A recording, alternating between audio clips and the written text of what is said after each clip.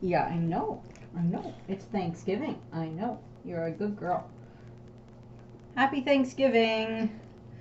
Um, well, I know they don't have Thanksgiving in Japan, but at the very least, with this chapter, by the end of it, we kind of got a little bit of good news. It's a little bit less bleak than the end of last chapter, but this is Kuma's backstory, and we kind of know what happens to Kuma, and Saturn's involved, and there's still stuff with Bonnie and the Pacifistas and everything else, and we kind of get a bit of a globe hopping tour during this chapter, which is kind of fun. We got that a little bit with the last chapter, but we very much get it with this one. What are you looking at? I don't know. I'm waiting to see if you bring me a whole turkey. No, you're not going to get a whole turkey. Hurt, but I'm a good puppy. Yes, you are a very good puppy, and I love you, but you're not getting a whole turkey. Okay, so chapter 1099 for One Piece, titled Pacifist, which we of course know gets turned into Pacifista. And of course, as we see throughout this chapter, we see how that gets twisted. So the beginning of this chapter, the cover page is Oden and a bunch of tanukis. So it's literally just a request of like some tanuki styling Oden's hair, which is just adorable. Just Oden trying to eat and drink, and then just all of these tanukis are just messing with his hair, which, given Oden's personality in the actual story, is entirely something I could see having have happened at some point in the Oden flashback. If Oda had chose to draw that, I can so see that happening at some point in time. That Oden would have allowed that to happen. And of course, there's the joke in One Piece, particularly in Wano, where everybody calls Chopper, hiding back there somewhere on my stuffed animals, a tanuki. Also appropriate, I watched Pompoko today with my dad. So that's very appropriate since it's about tanukis or raccoons and everything like that. So, and that'll be the next Miyazaki Studio Ghibli movie that I'm going to be reviewing. There was a bit of a mix-up this morning. I had reviewed Elemental for the channel, the Pixar movie Elemental for the channel, and it wasn't supposed to go up until Sunday because the chapter came out. So that has been moved. I know that already went up, but I just moved it to Sunday. Sorry. I know eventually it'll get watched by people. I know a couple of people already at least viewed it a little bit, but we'll see what happens. So into the actual chapter. So we start off where we left off with the last chapter, where King Bakori has returned to the Sorbet Kingdom and is, rampaging, trying to burn down the southern half of the island, and everything. We see Kuma being very angry about this and everything, and we see a bunch of the citizens are yelling at Kuma. It's like, there's no saving anyone else. You'll only add yourself to the casualty list. Please don't do this, Kumashi. Please be careful and everything like that. And we see Kuma is probably trying to run through the town, trying to do what he can to try to extinguish the fires, but also trying to save as many people as possible because that's Kuma. And then we see Bakori, who is kind of giving this speech from the castle, from in Castle Town, I think is where it's called, as he watches as like the southern half of the island is burning. And he says, I got the idea for this effective policy from a country in the Far East. So this is referring to what happened in Goa Kingdom when they burned everything that was in the Gray Terminal. This is referring to that, which we know got referenced in the last chapter because that battle had happened and then Kuma left to go and help the Western forces and everything like that. So that's tying into that stuff. So, it's kind of implying, and also is basically very blatantly saying that the Goa Kingdom did not hide from the rest of the world what they did to their citizens, what they did to the Gray Terminal. They burned the Gray Terminal and just let it happen, and Bakori found out about it, and he's like, I like that policy. Let's go back to the Sorbet, and I'm going to burn the lower half of the island. We'll burn it. That'll be good. So we have that. So he's doing that, and he's like, they were able to, they were able to curry favor with the celestial dragons by burning away all their trash, leaving a beautiful, spotless city. Yeah, a city that smelled horrible, if you want to go back and listen to my Goa Kingdom's royal video. One must have the heart to do the devil's work. That's the only way to ensure a nation becomes rich and bountiful. And yeah, whatever point in time I get in my royals and rulers videos for One Piece, I ever get around to the Sorbet Kingdom, Kuma does end up becoming king during this chapter, which we will get to. So he will get his own video. Bonnie, as princess, quote unquote, will get her own video. But then we learn about Bakori, of course, and then we learn about some of the other kings and such that the island has had, including where Connie came from. So we're going to get to that one in this chapter. But we're going to get some of that taken care of. So we're going to, when I do eventually get around to those, these will get talked about. When I end up eventually getting to Sorbet, which will probably, I might wait on that until we're in it in the anime or so, depending on how long that takes.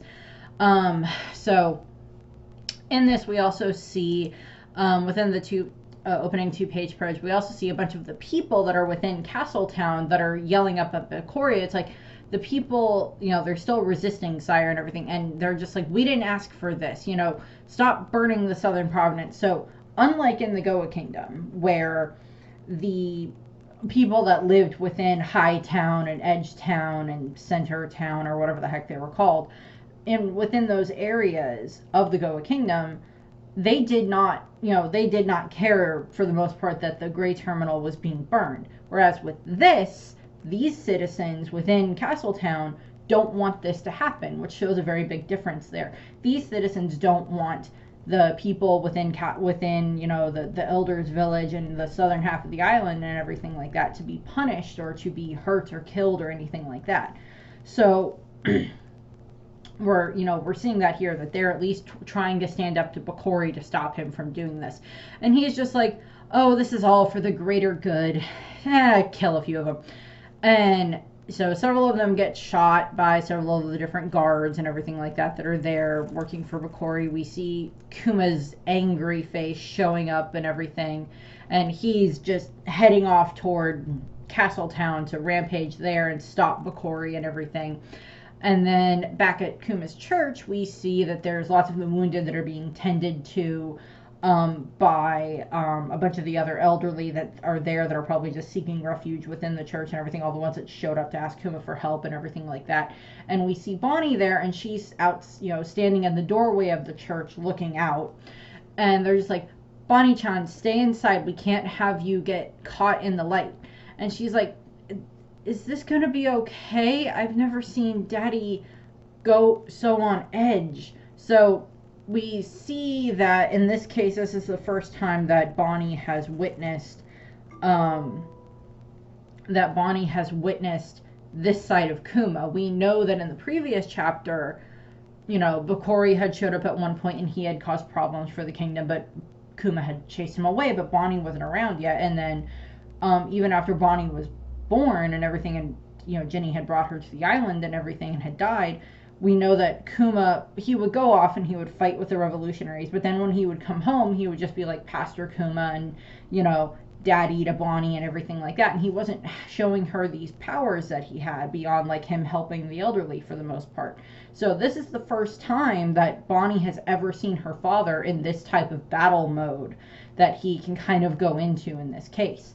And we see Kuma, Bonnie is slightly terrified of this. We also see that I think a few more of the sapphire scales have appeared around her eye. But we also see that Bonnie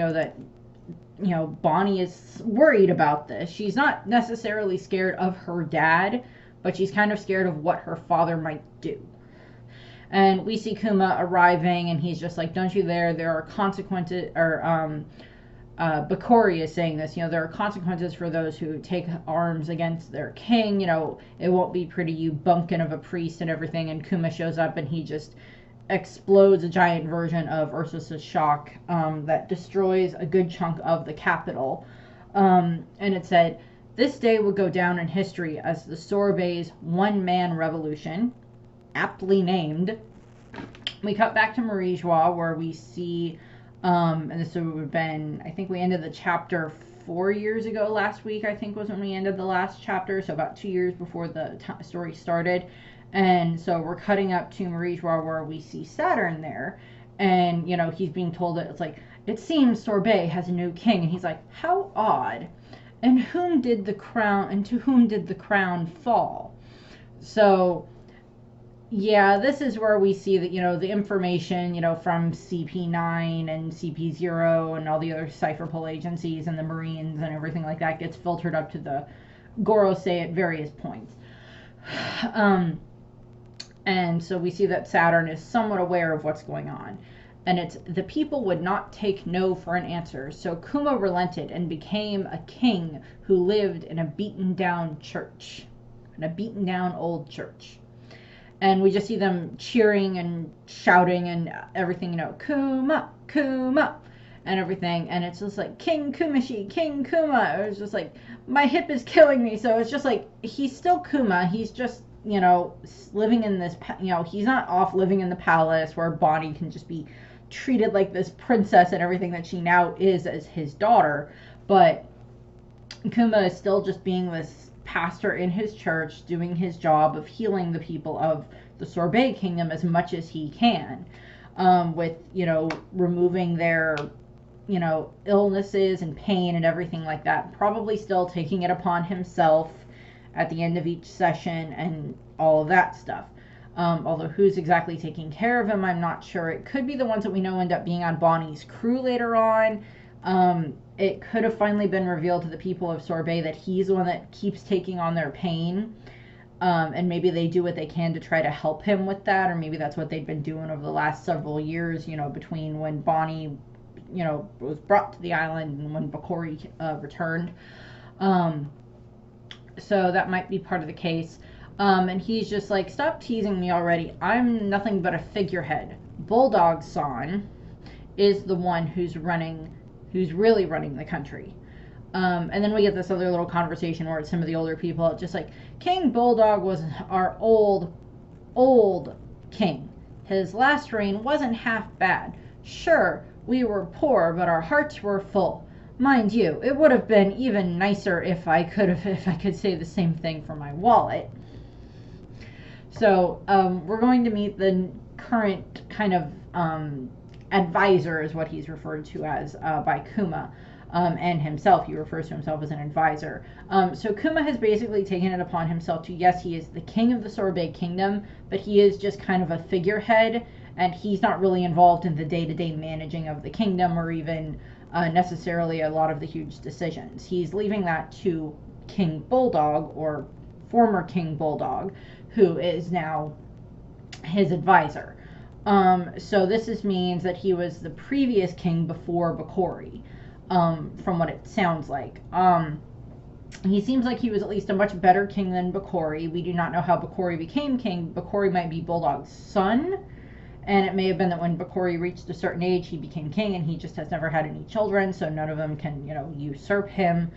Because in some kingdoms, it's when the heir reaches a certain age, then they are made the new king or queen, depending on circumstances, as opposed to when the king or queen dies.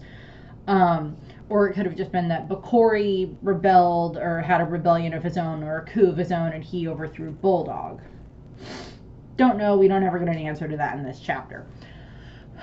But then we see that there's, you know, this girl running around the chapel, and they're just like, "Yeah, by the way, who's the babe you've got running laps?" And they look over, and the one guy who's the eventually ends up on Bonnie's crew, the one with the goatee and the mustache and everything, the cowboyish hat, is just like, "She looks just like Ginny."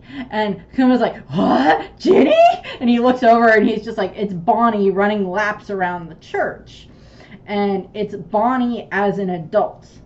So she's just running around, and she's just like, "I gotta build up my stamina," and everything like that.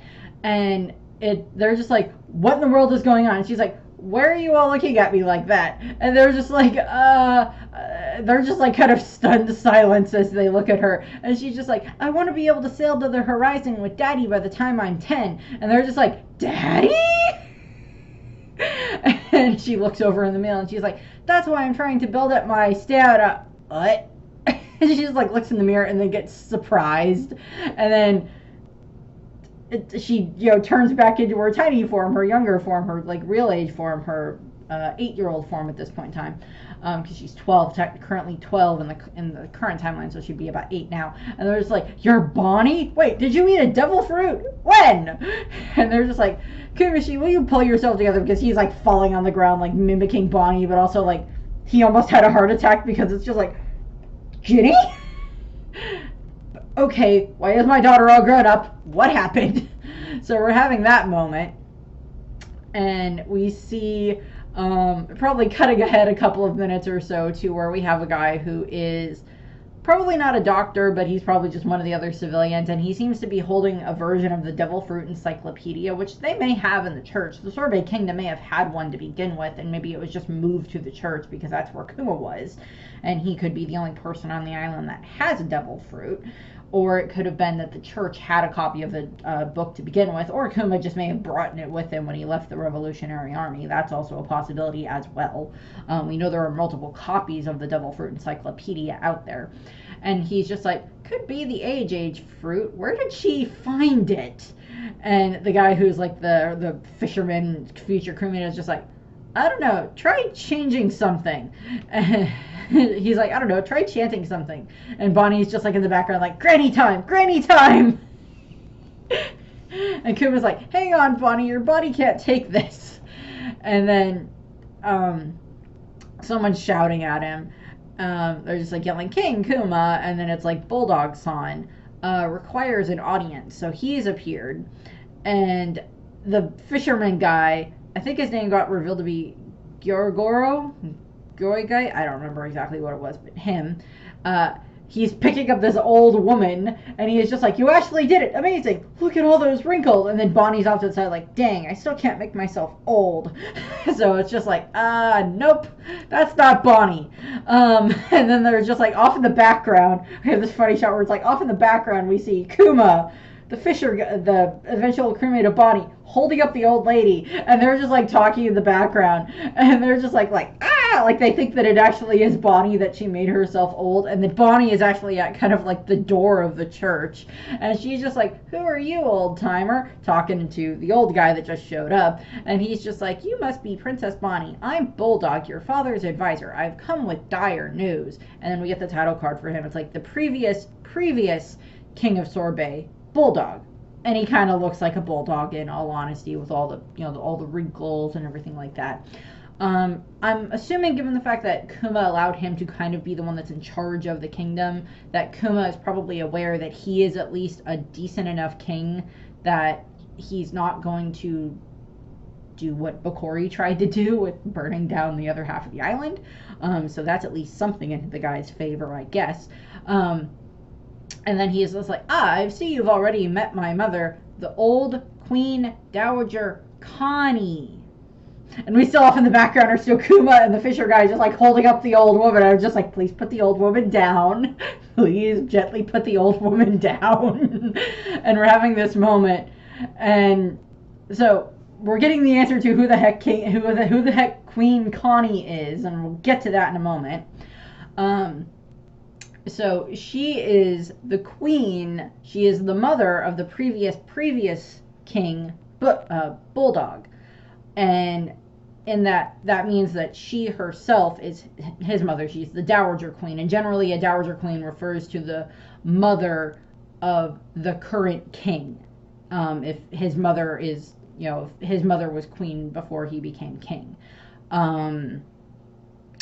For example, or for the current ruler. For example, when Queen Elizabeth II was still alive, and her mother, who was also named Elizabeth, was still alive, she was referred to as the Queen Mum, but she also would be a Dowager Queen because she was married to the king and her child is the one that sat the throne.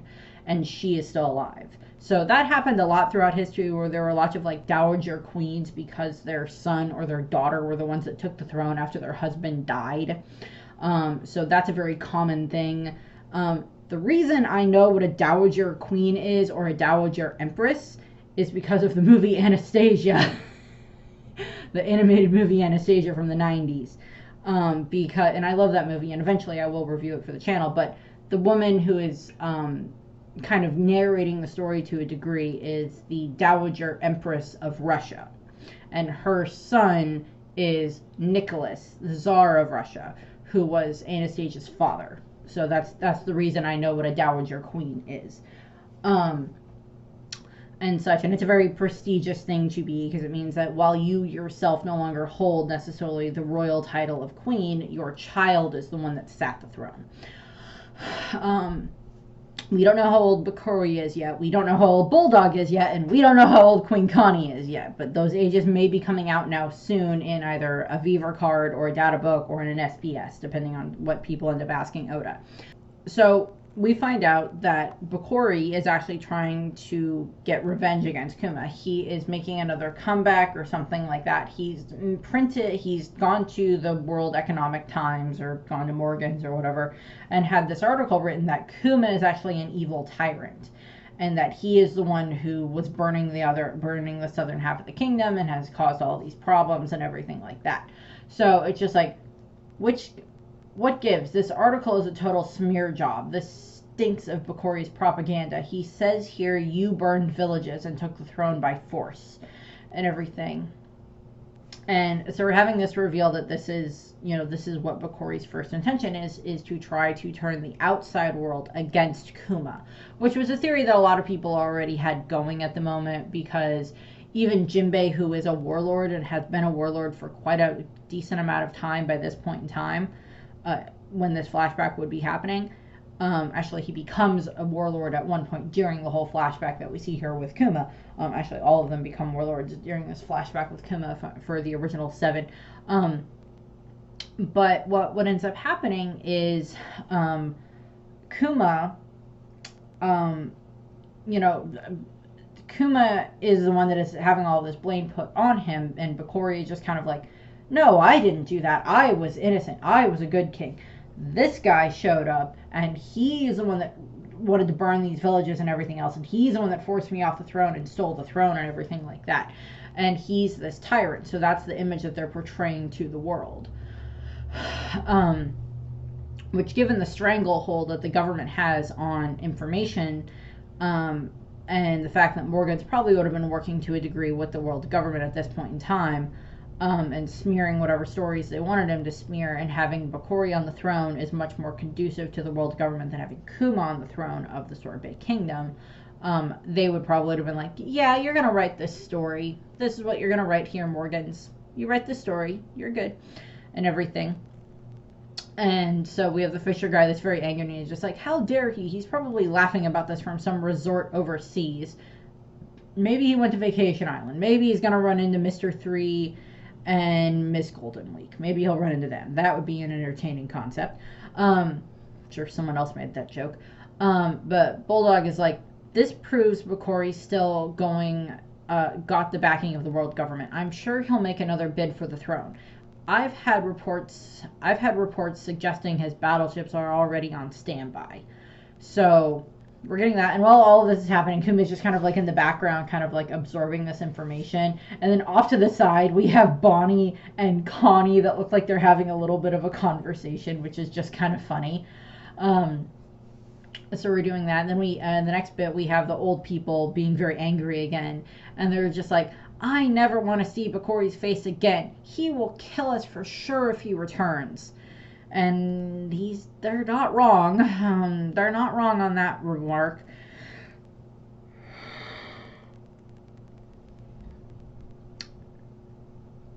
The turkey's getting to me.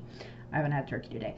But Kuma's like, I feel the same. I wouldn't let him take one step on Sorbet soil. If he attacks again, I'll do all I can. Only, I'm sure they'll be hunting me down as a criminal now. I won't be able to stay in this country. With that in mind, Bulldog-san, excuse me. Kuma would technically be Kuma-sama. Can I ask you to reclaim your title as king so things can carry on as they are? Also, would you be willing to take her in? The church won't be safe anymore. And like, well, this conversation is happening. We have like Bakori, or not Bakori. We have Kuma and Bulldog, and I think it's the fisherman guy, the guy that's on Bonnie's crew eventually, are all sitting at this table. And then off in the background, we see Bonnie, who has aged herself up again into like the teenage 20-something-year-old form, and like is talking to Queen Connie and probably some of the old people in the background while all of this is happening. So Bonnie's kind of not paying attention to what's going on. And then we cut to where Kuma is asking them to watch over Bonnie. And Bonnie has figured out how to age herself up. So she's made herself into an old woman, a little old lady, alongside Queen Connie. So we're saying that. And she's like, I did it! And Bulldog is in the background. He's just like, I understand. We'll make a new home that protects her from all sources of natural light. And Kuma goes over and picks up Bonnie. Or, well, okay, so I don't know if he's picking up Bonnie or if he's picking up Connie, because Connie is wearing like the kind of hat that we see Bonnie wearing much later on at the Reverie, where she, you know, the little fuzzy hat that we see there. Connie is wearing that. Bonnie is not. Kuma looks like he picks up Connie because it's the one wearing the hat and like the big and like the coat, and Bonnie is not, because Bonnie's the one that's in like the t-shirt and pair of shorts. So we're seeing that. So it's like Kuma picks up Bonnie and he's just like, Bonnie, I'll be back as soon as I can, so be a good girl till then.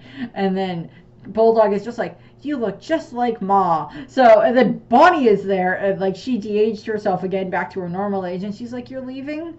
But I'll be so lonely. So I'm just like, okay, did Kuma pick up Connie thinking it was Bonnie, say that to Connie, have the former king make the comment that you look just like my mom, and then Bonnie de-ages herself because she's like, wait, you're leaving? And then like, was there a moment where it was like Kuma's holding the old woman and like the K is like looking from Bonnie to Connie to Kuma. Kuma gently puts down the old woman. It's like, is that what happened here? And then like picked up Bonnie and like repeated the same thing to her. Please tell me that happened, or please let that be a funny joke that happens in the anime.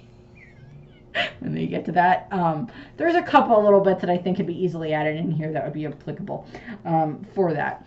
So we cut to where we see Kuma leaving Sorbet Kingdom, and we also see that the Marines have arrived, being led by Bakori. And Bakori is like, there he is, be good Marines and shoot him. He's the tyrant who usurped my throne, the very definition of a corrupt dictator. And Kuma's just in like this little dinghy boat that's kind of like very similar to the boat that Nami steals from the Buggy Pirates at the beginning of the series, way back in East Blue and everything. And he's just like, kill him this instant. I'm Sorbet's rightful ruler. It also looks like Bakori has like bandages around part of his head, so that might have been just some damage that he sustained from before. And Kuma's like, you have no shame. How dare you show your face here again? And the narrator is like, of course, Kuma sank the entire armada. And it's just like, after that, Kuma would go to sea and be branded a pirate. His strength fueled his notoriety, which spread like wildfire, earning him a bounty. We see Kuma's wanted poster. We do not see his bounty.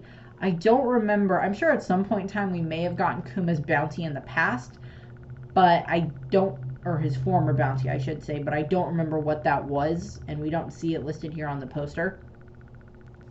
But it looks to be that Bonnie has been moved to the palace, and she's being taken care of by Dowager Queen Connie. So those two are probably going to end up having a good relationship, which is why Bonnie can probably pull off pretending to be Queen Connie. You know, when we see her do that at Reverie.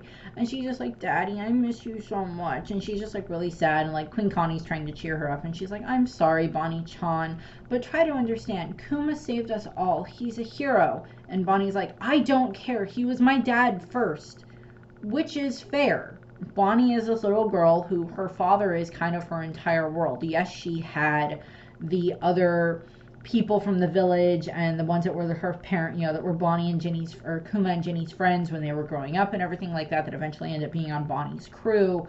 And yes, she had them, so it's not like she was alone when Kuma would go off, but ever since, the sapphire scales started to form around her face, Kuma has barely left her side, probably beyond maybe going into town every now and then, but she would have been in the church and Kuma would have been her main interaction with the outside world. Yeah, they would have like the old people come and visit, stuff like that. And then even now, with Kuma being king and all of that stuff, Bonnie's probably not being made fun of, but, she's still not, she still doesn't like this. She's like, but he was my dad first, and I want my daddy back, type of a thing, which is understandable. And I'm sure that kind of conversation has probably come up inside Oda's own household with his daughters and his wife and him. So I'm sure that's probably something that has happened to Oda and to a lot of fathers who work and mothers who work and all of that type of stuff. So that's kind of there. Now we get Kuma's globe hopping bit. And well, first we get Bonnie Stone. It's like, I'll finally be cured after I turn 10. Then I'm gonna be a pirate too. So someone's like, well, let's just wait and see. And she's like, I could be an adult right now if I wanted. So this is Bonnie probably spends the next 2-ish years. I don't think we get an exact date of when she officially starts her time as a pirate. Wait. Hold on. She's 12 years old currently. She was about 6 whenever, okay, so yeah, we're about 4 years or so from the start of the story. So Bonnie's about 8. We're about 2 years or so from the start of the story. So Bonnie's technically about 10 years old when everything happens at Sabaody and Marineford and everything like that. I'm trying to make sure that I have my timeline set up correct for that. So Bonnie's still got about 2 years or so before that all happens. And I'm going to assume that probably what happens is that Bonnie spends a good chunk of that time practicing acting like an adult. She probably spends a lot of time aging herself up into her like teenage form, 20-year-old form-ish, and tries to act like an adult as much as she can. And then, kind of maybe works on mimicking Connie a lot and everything like that, because like maybe Connie or Bulldog come up with the idea of like, hey, you can make yourself look exactly like my mother when you age yourself up.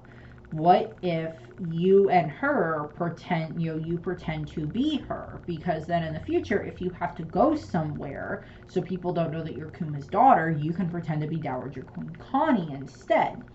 Which I think way back when some of this was revealed about Bonnie, that she was Kuma's daughter and that she would technically be the Princess of Sorbet and everything, I think I had made the comment that, like, the way that Connie would fit into this is that maybe she was the mother of the woman that Kuma married or something, or that she had been, like, the mother of, like, one of the previous kings of the island, and maybe that king, or maybe she got along well with Kuma or something like that, and then Bonnie was able to look like her, or there was some connection there.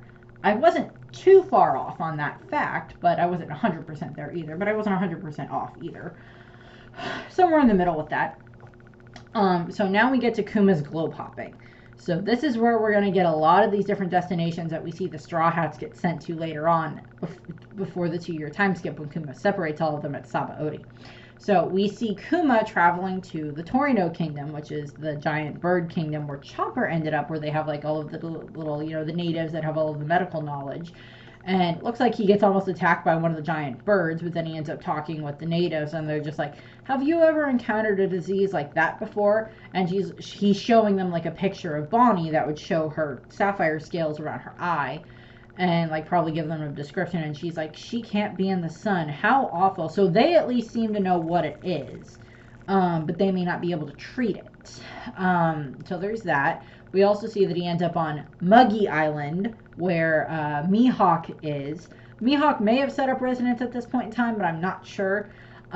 We also see that he ends up running into Al Abdullah and Jeet, who are the bounty hunters that later on end up being at um, Dressrosa at the Corradia Coliseum, that end up eventually helping Luffy and eventually end up being on the EDO Pirates with EDO and Blue Gilly. That the four of them form that pirate. So we're seeing them at this because they were bounty hunters before that. So this makes perfect sense because they're like, we found you, Bartholomew Kuma, right? There's a prize on your head. And they try to attack Kuma. Kuma just blows up their ship, which is fair enough. So there's connection there, I guess. It makes sense that Kuma would be being chased by bounty hunters trying to get, a hold of him. We also see that Kuma has also traveled to Karakuri Island, or Bulgamore, Future Island, where Vegapunk was born, and where we see, this is obviously way before Frankie blew up the island, blew up the lab and everything like that Vegapunk had. But we see that, and he's just like, your daughter has another 5 years at best, talking to maybe another doctor who at least knows what the disease is, but maybe can't cure it, so there's something there. And of course, we know that this is where Frankie ends up. We know that Muggy Island is, of course, where Zoro ends up, or Moody Island, whatever it's called, is where Zoro ends up. We see him traveling through the East Blue, and he travels underneath Tequila Wolf, which is, of course, where Robin ends up later. He ends up in another kingdom, but I can't tell which one it is off the top of my head. But it looks like he showed up there and maybe got rid of a ruler or something like that. Because it's not the same architecture that we see in Sorbet, but I can't tell what kingdom it is, and he helps some people there. Then he ends up on Witheria, where we see him talking to, he's the old wizard guy that Nami ends up living with for the 2 years and everything like that. Herodotus, I think is his name. So that's, of course, Witheria, so that's why Nami ends up there, because he sees all of this stuff. And Kuma is probably making lists of all these places in his journal as different places he wants to take Bonnie once she's all better. So that way she can see the world and everything like that. It's like, this is a fascinating island. I'm going to write this down so that way I can take Bonnie here at some point in time. This ends up meaning that later on, when he ends up getting to the point where he is going to separate all the Straw Hats and send them all to these different places so they can train and get stronger, that during that planning process of that, he's like, I know a bunch of these different islands. This would be good for this one. This one would be good for this one. And he kind of fought them at, he saw what they were capable of at Thriller Bark during everything that happened there when he watched them fight against Moria. And of course, then when they tried to fight against him, he saw what they were all capable of and kind of what their skill sets were. So it makes sense that he would be able to have this, idea set up where he's like, well, I know a bunch of these different places that I could send them to that would be good places for them to train, but I can't just outright tell them. So that's where they come up with the idea of just like, oh, I'll just use my powers to bop them off all over in these different directions, and then they can land in all these different areas, And it may have been he communicated with Dragon before that, or communicated with Vegapunk to have that put into his programming or something like that, depending on stuff. So we kind of get to see that. So we get to see him going to these different places. We also get the whole thing of like, it'll be a miracle if she reaches her 10th birthday. So the words from other doctors and the doctor in the previous chapter that told him what the Sapphire Scales is like running through Kuma's head while all of this is happening. He also ends up on the Boeing Archipelago, where we see him talking to Heracles. And then we also see just, him probably looking at the little picture that he has of Bonnie and her smiling, and him just like breaking down crying because he's just so upset that he's just like, I have traveled so far and I cannot find a cure for my daughter. I just want to find something to help her get better. And, and during one of his travels, he runs into the Wind Grandma, that is the ship that is the flagship of the Revolutionary Army. I was trying to look at this, and I do not see the flag on the Revolutionary Army ship, or like the symbol of the Revolutionary Army. But by this point in time, we know that they have adopted their, red flag with like the dragon in the middle and the RD or the RA Revolutionary Army and everything like that as their flag. We know that they've done that. And we see Bella Betty, Morley, and then the Humpty Dumpty looking guy that's that I think is Morley's lieutenant or second in command. We see all of them, and they're all like waving at Kuma, and they're just like, Kuma-chan! So we're getting this connection here where Kuma's running into them and everything like that. They all look a little bit, I mean, Morley looks mostly the same. The Humpty Dumpty guy, I think, looks mostly the same. Bella Betty looks a little bit different. But, you know, she still got her hat with the sunglasses and the goggles and everything like that. But she hasn't upgraded to her sunglasses yet. So we get to see them, and Kuma stops on the ship, and he's like having, you know, a drink with Dragon and Morley, and Bella Betty's sitting up on his shoulder, which is adorable for how tiny she is compared to him and everything. And they're just talking. And Dragon's like, Eva and Inazuma got caught and sent to prison. And, you know, so that tells us roughly the time frame when Ivankov and such ended up in prison. Because that was one thing that I wasn't sure about when I did my Ivankov video, was how long had Ivankov been in Impel Down? The answer is at least 2 years by the time Luffy ends up there with Bon Clay. Probably a little bit more than that, since we don't know the exact time frame, but we at least know it was like over 2 years ago, probably 3 or 4 years ago, considering Kuma hasn't had a huge amount of contact with Dragon and the Revolutionary Army up to this point since he left to take care of Bonnie. So we just see them talking and everything like that, and you know, Dragon, who, you know, has his face tattoo, of course, at this point in time, which we've seen earlier in the previous chapter when he, roughly the time frame that he would have gotten it. And he's just like, how are you holding up? I hear you've been wearing a lot of hats recently. King, tyrant, pirate. And Kuma's like, people change. And Bella Betty is just like, oh, please. Like anyone in the Revolutionary Army would take those articles seriously. By the way, Kuma, how would you feel if I became the captain of the Eastern Forces? And he's like, why are you asking me? And she's like, Dragon-san won't let anyone officially take up Jenny-sama's old post without your blessing. And I like how they're setting that up, because it shows that even though it's been, you know, she was gone from the army Revolutionary Army for 2 years once she was captured, and then she died 2 years later when she was finally able to get home. And so that's 2 years there, plus I think I said that Bonnie's about 8 right now in the flashback, I think. So that's almost 10 years that they haven't had someone in charge of their Eastern forces. And so that shows how much respect Dragon had for Ginny. That shows a lot of respect there. It shows how much he had that type of respect there.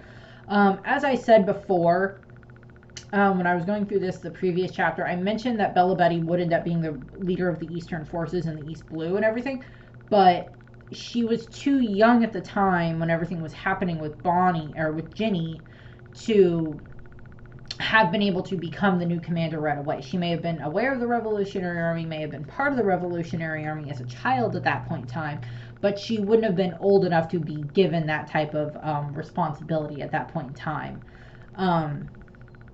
And such, because she's not a huge amount older than like Zoro and Sanji. She's, I think, a little bit younger than Robin, but I don't remember exactly how much. And Kuma is just like, another sharp-tongued woman heading up the Eastern Forces. That's fine by me. And she's like, all right. So she's happy. So this is where we see her becoming the commander there, which is nice. We're also just seeing Kuma and Dragon talking a little bit. Like, it looks like the others kind of went off to give them some privacy. And he's just like, Sabo and Koala wanted to see you too.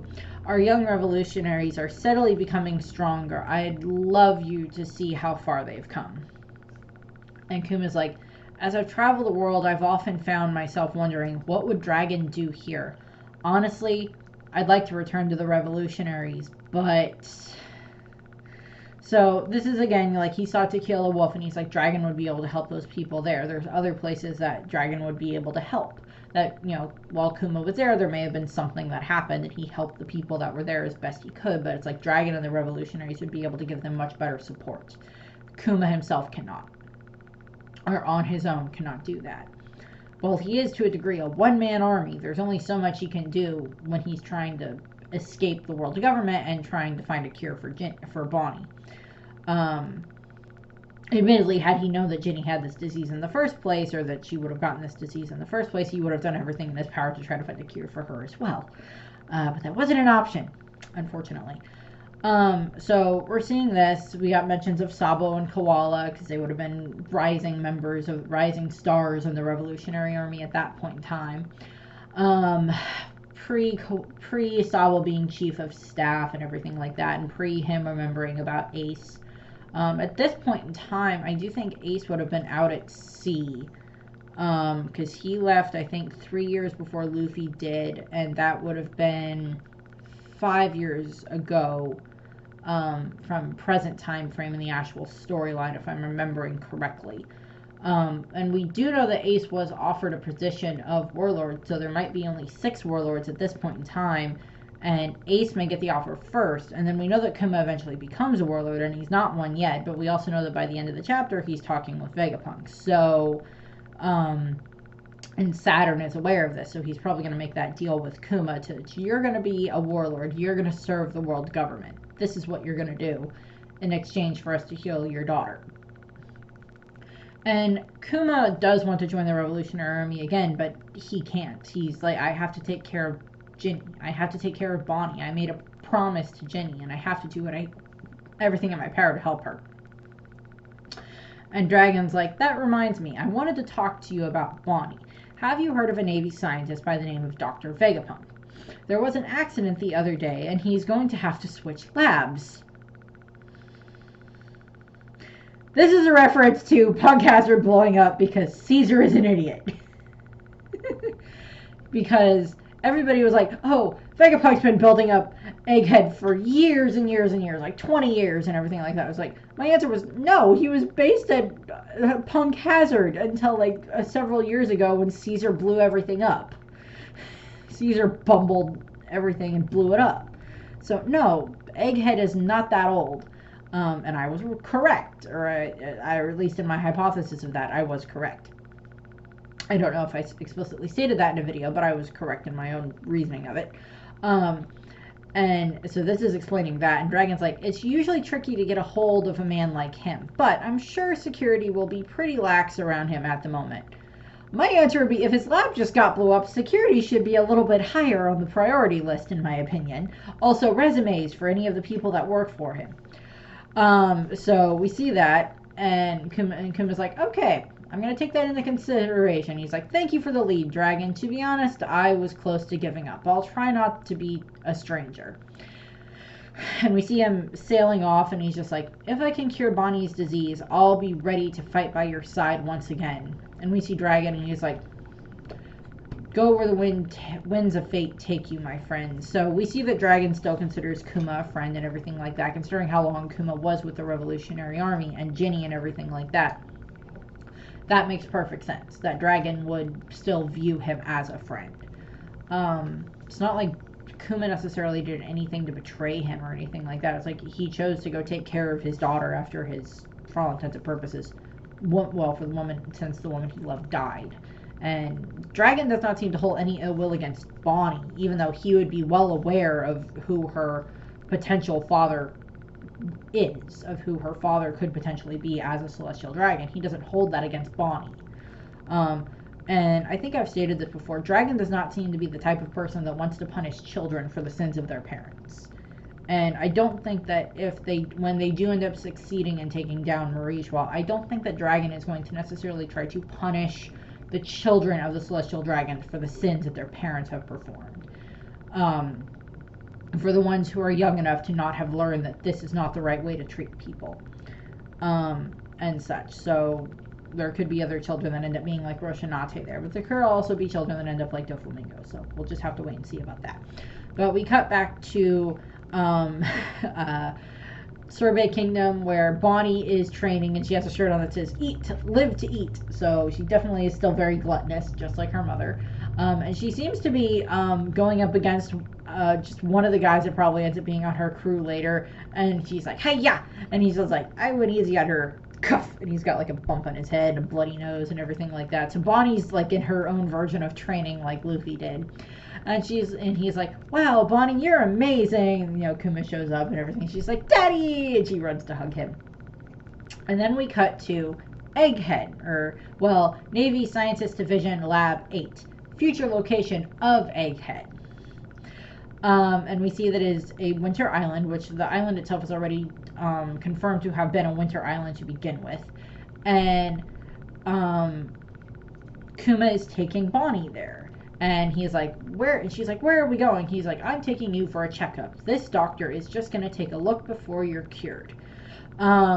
So he shows up, and we see that this is before Vegapunk has sliced off part of his head, or has, as I say, Dr. Finkelsteined his own head, where he slices it open and pulls out part of his brain and puts it somewhere else, before he's built Punk Records and everything like that. And he's seeing Kuma and Bonnie, and he's just like, Gadzooks, people really can come in all shapes and sizes, don't they? It's like, dude, 20 years ago-ish, you were dealing with giants on Ohara. Don't talk to me about things coming in different shapes and sizes. Dragon is like over, 9 feet tall. And your head is nothing to talk about.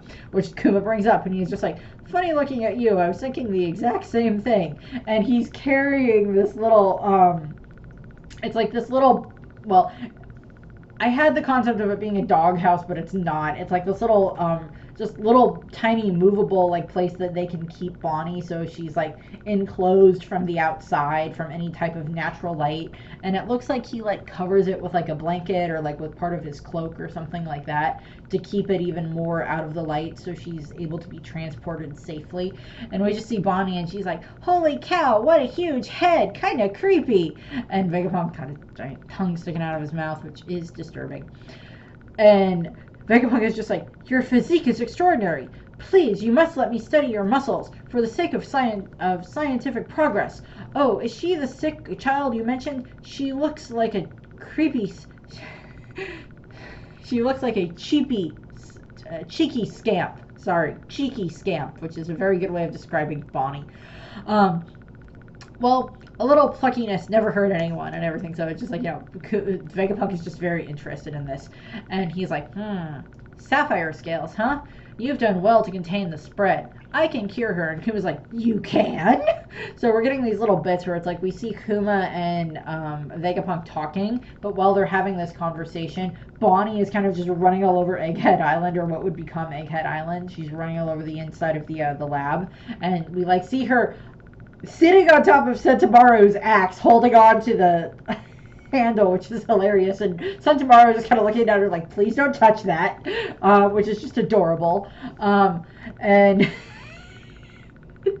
which is just adorable. And we get Vegapunk saying, I'll do it with a method that's never been used in the medical field till now. To be more precise, I'm going to perform a stem cell transplant. With the amount of money and effort involved in this procedure, it'll be like making a cyborg. And Kuma's sitting there, and like Vegapunk is running exams on Kuma and everything. And so he's in like the nurse's gown and everything like that to a degree. And Kuma's like, you're gonna turn her into a cyborg? Which, considering he's gonna be a cyborg, is just kind of funny. Hi. She's like, are you almost done? I'm getting there, baby girl. And then we can snuggle while I edit. She's like, but it's Thanksgiving. You're supposed to give me affection. I do give you plenty of affection. My good girl. I love you. And Vegapunk's like, no. I'm just comparing the cost. And he's looking over the results, and he's just like, you're a buccaneer? Just like, he was like, yeah. And he was like, I work for the government, right? And Kuma's like, yeah, I trust Dragon. That makes, what makes my blood special anyway? It's like, I love Kuma, and I like him. I love him even more given all the stuff we've learned about him in the last several chapters. I loved him even before we got this flashback, given stuff that we've learned about him already. But I just like, okay, dude, just because Dragon trusts this man, that doesn't 100% mean that you should just instantly trust him. He does work for the government, as the man just stated. And given the fact that the last time that your, blood status was revealed to the world government, you got taken off to become a slave, as did your parents. I'd be a little bit more cautious about that. And everything. So there's that. And so he's like, well, what makes my blood special anyway? And Vegapunk's like, I don't have enough samples to explain it in any detail. So that means that there's haven't been enough different specimens of buccaneers over the years in order for them to be able to have an idea of why they're so strong.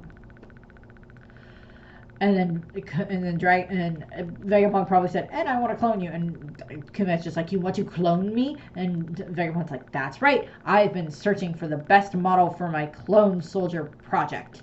It's like, that doesn't sound like words that should be together at all. And he's just like, if you donate some blood and give me permission to make your clones into soldiers, I will waive all medical expenses for Bonnie's procedure. You don't have any money, I assume. This is where we see Vegapunk's greedy side coming out, and considering the fact that his head has not been cut off and transformed into Punk Records, I highly doubt any of the different clones exist at this point in time. That the satellites exist for Vegapunk at this point in time. Those probably get developed as he's developing Egghead Island and everything like that, and building Punk Records and everything. Which, given how large his head is, even at this point in time, I'm sure his neck probably kills him a lot. That's fun. So we see him, like, the greedy side of Vegapunk coming in, the side that needs money coming in there and everything. And, you know, Kuma's like, well, it's not like I can pass on an offer like that anyway, but what are you going to do with them? And Vegapunk's like, any army where all the soldiers just, or Kuma is still like, in an army where all the soldiers just look like me, are they going to be like the Marines? And Vegapunk's like, that's the gist of it. Have you ever heard of electromagnetic energy? And while this is happening, we see Bonnie just kind of like sitting still on Sentomaru's axe, talking with Sentomaru, which is adorable, and Sentomaru looks annoyed. So we're setting up that kind of connection there that those two have, because before we got the flashback, we saw that, you know, Sentomaru had caught Bonnie when she fell through the barrier and everything on Egghead, where she fell through the laser barrier and everything, and he caught her. And of course, I keep, my Vegapunk bunch joke where it's just like, all these different people have different connections to Vegapunk for various reasons, and they have connections to each other as well, and everything. And Vegapunk is explaining, my soldiers will have bodies so sturdy that they deflect bullets. They'll be heroes that protect the weak and helpless. If only I could get them to fire lasers too. Those pirates would be scared speechless. In the face of devastating scientific power, evildoers have no choice but to submit. Depends on the intelligence level of the pirates and the strength of the pirates. And he's just like, they'll be warriors of the future that there's no limit to their potential. And Kuma is just kind of like, ellipses, ... And he's just like, you said you were open about your ambitions. He was right about you being both eccentric and trustworthy. And we cut to where we see a very good comparison of how large Vegapunk's head is at this point in time. In it, which, dear God, I pity that man's neck. What neck? Pity his neck at this point in time. And he's just like, Dragon said that, did he? He's always been a bit holier than thou. Yeah, that's true. And Kuma's just like, if clones of me end up saving people someday, then maybe I can view that as a good reason for why I was born. Dude, the good reason for why you were born is all of these other things that you have done. You helped save so many lives on God Valley. You have made the lives better for the people of Sorbet. You have protected them. You gave Ginny, to a degree, a good chunk of a happy life. You have raised Bonnie like she is your own with so much love and care. And you are willing to do this to try to help your own daughter so she can be cured. And you were trying to fight with the Revolutionary Army in order to try to save other people from being hurt the way that you and Ginny were in the first place as slaves. You have done a lot of good in your life. And a lot of us have been saying that a lot over the past several chapters. And Vegapunk's like, Dragon won't be happy about this arrangement. And Kuma's like, it's okay. I have nothing but gratitude for you both.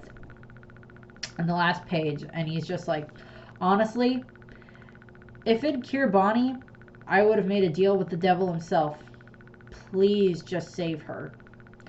And Vegapunk is just like, you're quite the saint. And we just see like a smiling Bonnie between the two of them. And we cut again to Marijois, where we see that Saturn is listening in on this with one of the black Den Mushis, the black transponder snails. So they probably have certain communication set up between Egghead and here, between what will be Egghead and Marijois and such. So he's eavesdropping on that. And he's just like, the clone soldiers are meant to be weapons. A weapon's worth is defined by how many people it can kill.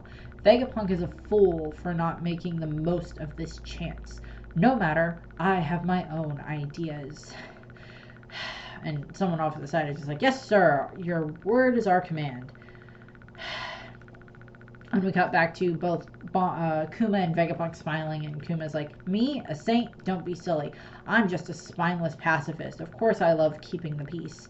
And Vegapunk is like, you know, his laughing, and he's just like, keeping the peace. Huh. I like the sound of that. Why don't we call them the Pacifista? So, which we knew that the name Pacifista came from pacifist, and that Kuma does tend to be a pacifist to a degree. He doesn't like to fight unless he knows he has to. That's why he's a pastor. He doesn't like fighting unless he knows he has to. And I, for one, as a pacifist, also don't like fighting, and I really wish the world would come up with much better ways of trying to deal with all of these different problems that we have. I understand that that's a very rudimentary and simple view of the world, but I am also aware of the fact that that is not always the case of what is going to happen in the world. I can want things to work out good where both sides end up being satisfied, but I'm also aware of the fact that there are a lot of cases where that is not going to happen. And in lots of parts of the world right now, there are wars going on where there's going to be a lot of people that are not going to end up happy with the end result of what the war is causing, or what the world war will cost. So yeah, there's that. I had still had some of those Winnie the Pooh quotes that I had found for the previous chapters where I was talking about Kuma and just how he is as a person. And looking over them now, I can see that one of the quotes that I did mark down was, love is taking a few steps backwards, maybe even more, to give way to the happiness of the person you love. And that very much is a definition of what Kuma is doing for trying to protect Bonnie. He wants her to have a happy life. He wants her to be cured so she can be free and live in the sunlight and be, you know, as free and happy as she wants to be and travel the world wherever she wants to go, even if it's going to cost him so much of himself. And we can already see where this deal is going, that Saturn is either going to show up at the future where the Egghead is going to be built and force Kuma to make this deal where he will allow himself to eventually become a cyborg and become this puppet of the world government, what he ends up being as PX0, in exchange for Vegapunk curing Bonnie and allowing Bonnie to return to Sorbet and all of that, and making that deal with Kuma. Or just, we'll just keep you here, we'll throw Bonnie into the sun and we'll see what happens, as opposed to that happening and Saturn just saying, we'll just do that instead, because I don't think you can take on all of us. And we as the fan base have kind of figured out much more recently that that's what happens. We had initially thought that it was Kuma made this deal with the world government to become a warlord and a pacifista eventually, as a way of helping the Revolutionary Army. We have since found out in the last several weeks that no, it was to help Bonnie. And it is, you are braver than you believe, stronger than you seem, and smarter than you think. Which is, again, Winnie the Pooh, that very much applies to Kuma. And that's where I wanted to leave off on this. I wanted to leave that off here. There doesn't seem to be a break next week as far as I'm aware. But we also see this bond between Kuma and Vegapunk that is like, they only wanted peace. That's all the both of them wanted, is just peace. They wanted to find a way to fix the world and protect the people that live in it without anybody else suffering. And I had wanted to mention this at the top of the video, but I forgot, so I'm going to mention it here. Today, of course, as I said at the beginning of the video, is Thanksgiving. Happy Thanksgiving to everyone again. And this morning, my dad and I watched the Macy's Thanksgiving Day Parade, as we tend to do on Thanksgiving, because it's just kind of fun to see all the floats and the balloons and everything. And of course, they have Goku there. They have Pikachu and Eevee. They have Snoopy and everything. And this year, as I mentioned several weeks ago when I did my Boa Hancock video, I mentioned that they had announced that they were going to have a Luffy balloon in the parade. And they did, and I was very happy. It wasn't around until kind of the end of the parade, but I still liked it. But unfortunately, and if you end up watching any of the footage of the parade from the day of it, Luffy's straw hat, the rim of it is like deflated because there's like this huge rip in the side, and it's just kind of like hanging over his eyes. And I'm like, well, that's not a very good way to have your parade debut be. Sorry, Luffy. But he was still smiling through all of it, which is kind of fun. Of course, because he's Luffy and he's smiling all the time for the most part. And he's in he's in his post time skip appearance and everything, but he's not in his Sun God appearance, which I was somewhat happy about, because that would have been a big spoiler for everyone. Why does he look like that? I don't know. But I like that he was in the Thanksgiving Day Parade, so that was nice.